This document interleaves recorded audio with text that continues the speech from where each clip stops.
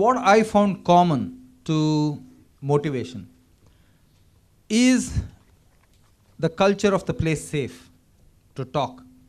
Okay, that's very, very important if you want to motivate people. Is there a high degree of trust amongst people?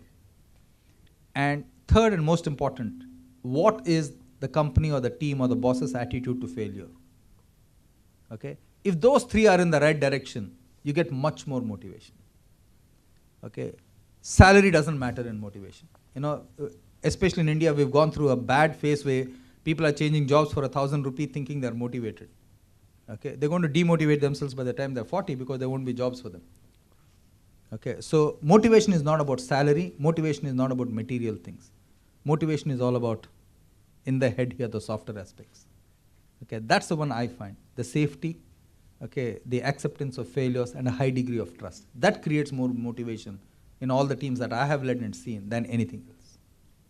If anything, high salaries and high differential markers create less motivation. I have a different take on motivation.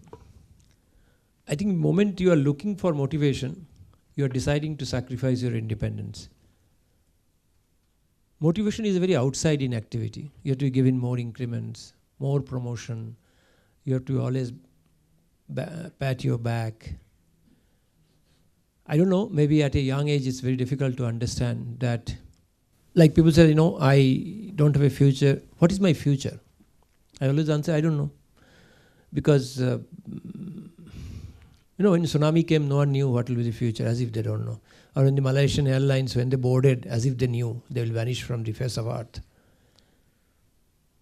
Everyone thinks that the future has to be taken care of by someone else. Like Indian driving, someone else have to take care of you. You will drive the way you want. So what happens? So I asked this question with my colleagues. I've been always answering this question. Who will take care of your future? Well, obviously company. I said, why? What about yourself? That creates an inactivity.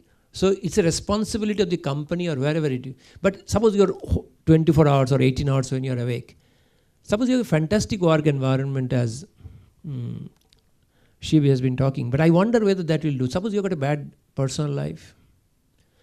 There are guys I've seen, they drink up to 3 o'clock, come to office. Oh, such an exhausting day.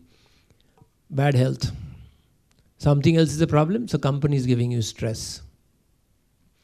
You don't get yourself, you have to learn something new. You collaborate, cooperate, no. Then you say company environment is bad. So motivation is a problem to my mind. And I think one loses independence. More important part is your own volition. Volition is inside out. And they're not semantics. A lot of people say, if you get me promoted, I'll be happy. I say, if I am happy, that's why I get promoted. There's a difference in the journey. So I get my assignments because I am happy. No, you first give me assignment, then I'll be happy. Which means that's the motivation.